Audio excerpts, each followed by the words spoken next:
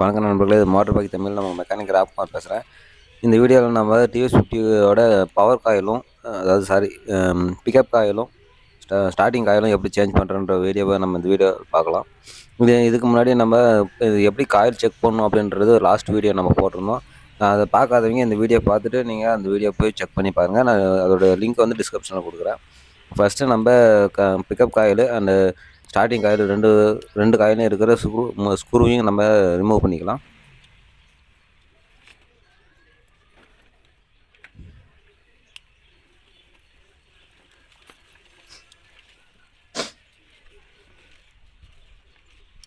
கழட்டியாச்சு. இப்போ பிக்கப் காயிலையும் நம்ம வந்து ஸ்டார்டிங் காயில் ரெண்டுமே வந்து நம்ம சால்ட்ரிங் பண்ணி நம்ம எடுத்துக்கணும். ஏன்னா ஒயர் வந்து சால்ட்ரிங் பண்ணி தான் கொடுத்துருப்பாங்க. இதில் ஒரு எர்த் ஒயர் கொடுத்துருக்குறாங்க, நமக்கு கழட்டி எடுத்துக்கலாம். நம்ம ஃபஸ்ட்டு சிவப்பு கலர் லைன், மெயின் லைன் தான் ஸ்டார்டிங் காயிலோட மெயின் லைனு. இதையும் நான் கழட்டிக்கிறேன். கழட்டியாச்சு. பிக்கப் காயிலோட லைனிங்கை வந்து சால்ட்ரிங் பண்ணி ரிமூவ் பண்ணிடலாம். ஓகே, இந்த ஸ்டார்டிங் காயில் இருக்கிற எர்த் ஒயரையும் கழட்டி எடுத்துக்கலாம். ஏன்னா நமக்கு எர்த் ஒயர் தனியாக கொடுக்க மாட்டாங்க. இது புது காயில். இதில் வந்து நம்ம சால்ட்ரிங் ஓட்டுறதுக்கு நம்ம ஃபஸ்ட்டு சால்ட்ரிங் அதில் வந்து நம்ம லெட்டு கொஞ்சம் அதிகமாக யூஸ் பண்ணி வச்சுக்கலாம். அப்போ தான் வந்து நம்ம ஈஸியாக வந்து சால்ட்ரிங் பண்ண முடியும். ஸ்டார்டிங் காயிலோட மேல் சைடில் வந்து நம்ம எர்த் லைன் வந்து ஜாயின் பண்ணிக்கலாம்.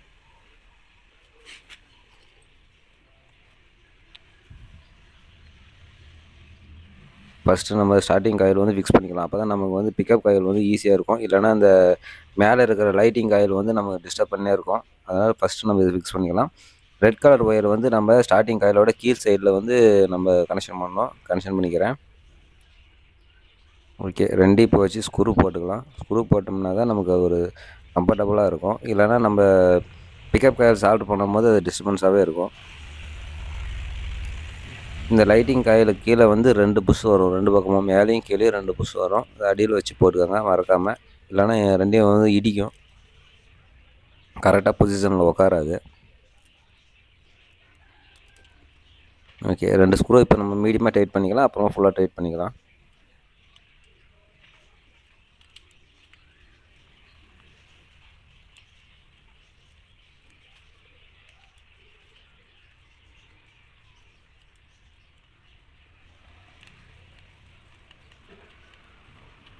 ஓகே, மீடியமாக டைட் ஆகிடுச்சு. இப்போ பிக்கப் காயில் வந்து நம்ம சால்ட்ரிங் பண்ணிக்கலாம். பிக்கப் காயிலையும் நான் வந்து லெட்டு வச்சுக்கிறேன். அப்போ தான் ஈஸியாக இதாகும், ஒட்டும். கரெக்டாக பொசிஷனில் வச்சு சால்ட்ரிங் பண்ணிக்கோங்க. ஏன்னா திருப்பி சால்ட்ரிங் பண்ணிங்கன்னா ஒயர் வந்து மேலே மேக்னெட் சுற்றும் போது மேக்னெட்டில் உரையும். அதனால் கரெக்டாக பொசிஷன் வச்சு சால்ட்ரு பண்ணிக்கலாம். ஓகே, சால்ட்ரிங் பண்ணியாச்சு. சால்ட்ரிங் வேலை முடிஞ்சு. இப்போ இதுக்கும் நம்ம ஸ்க்ரூ போட்டுக்கலாம்.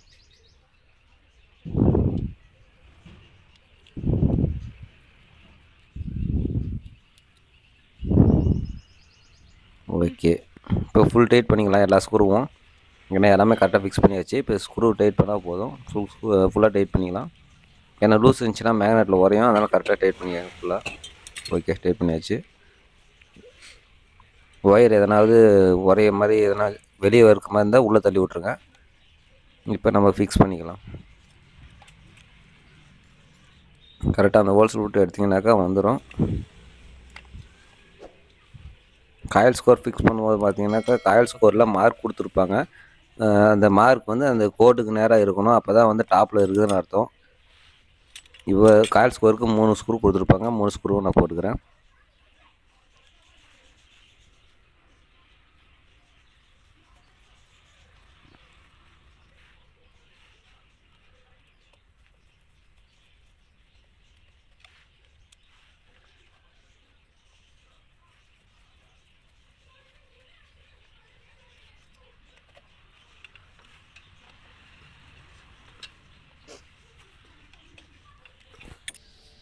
ஓகே, போட்டாச்சு. இப்போ எர்த் லைன் வந்து நம்ம அந்த பிளாக் கலர் லைன் வந்து எர்த்தில் கொடுக்கணும். பாடி எர்த்து நம்ம காயிலேருந்து வர ஒரு எர்த்து, நம்ம பவர் காயிலேருந்து ஒரு எர்த்து, மொத்தம் 3 கருப்பு லைன் வரும். 3 ஒன்றா ஜாயின் பண்ணி நம்ம டேப் வச்சுக்கலாம்.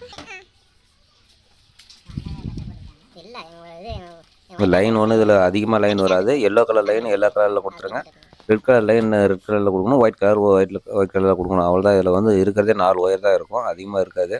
ஒரு சில வண்டியில் வந்து லேட்டஸ்ட் மாடல் வண்டியில் வந்து ப்ரௌன் கலர் ஒயர் ஒன்று வரும். அது வந்து பிரேக் லைட்டு காயில்.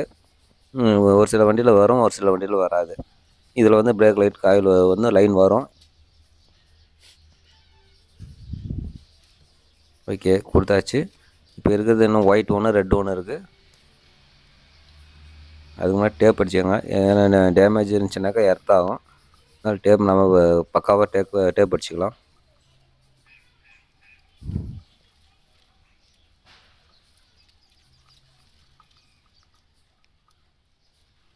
ஓகே, இப்போ ஒயிட்டுக்கு ஒயிட்டு கொடுத்துடலாம், ரெட்டுக்கு ரெட்டு. பவர் காயிலேருந்து 2 லைன் வரும், அந்த 2 லைனும் ஜாயின் பண்ணிக்கலாம். ஓகே, ஜாயின் பண்ணியாச்சு. அவ்வளோதான், ஒயரிங் லைன் வந்து இவ்வளோ தான் வரும். இப்போது நம்ம மேக்னெட் மாட்டிக்கலாம். மேக்னெட் மாட்டும் போது அந்த மேக்னெட் காற்று வந்து கரெக்டாக இருக்கான்னு பார்த்துக்கோங்க. அது லூஸாக இருந்துச்சுனாக்கா நம்ம மேக்னெட் போடும்போது ஜம்ப் ஆகி மேலே ஏறி உட்காந்துக்கும். அது கரெக்டாக அந்த காடியில் வந்து உட்கார மாதிரி பார்த்து போட்டுக்கோங்க.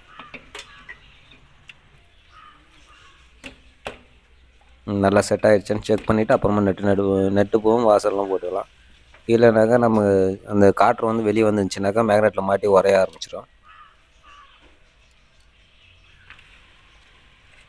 ஓகே, மேக்னெட் கப்பு போட்டுக்கலாம். மேக்னெட் கப்புக்கு 2 ஸ்க்ரூ வரும், 2 சைடும் 2 ஸ்க்ரூ நான் போட்டுக்கிறேன்.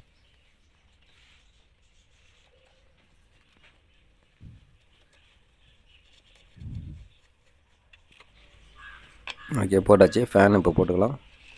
ஃபேன் வந்து சும்மா கையில் டைட் பண்ணி நம்ம 14 ரிங்ஸ் போட்டு டைட் பண்ணிக்கலாம்.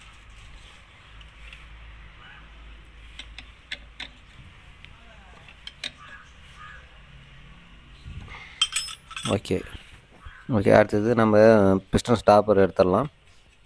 ஏன்னா போன வீடியோவில் நான் போட்டிருப்பேன், இது நான் மேக்னெட் வந்து டைட் பண்ணுறதுக்கு யூஸாக இருக்குன்ட்டு. ஒரிஜினல் ஃப்ளக் இப்போ நம்ம மாட்டிடுவோம்.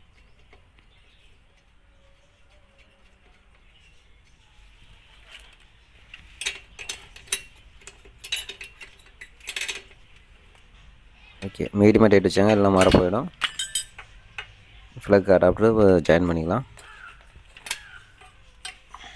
ஓகே, இப்போ ஃபேன் கப்புக்கு போட்டுடலாம். 3 ஸ்க்ரூ இருக்கும், 3 ஸ்க்ரூவும் போட்டுடலாம். இந்த ஃபேன் கவர் மாட்டிட்டோம்னா அவ்வளோதான், வேலை முடிஞ்சது. வண்டியை நம்ம ஸ்டார்ட் பண்ணி பார்த்துடலாம்.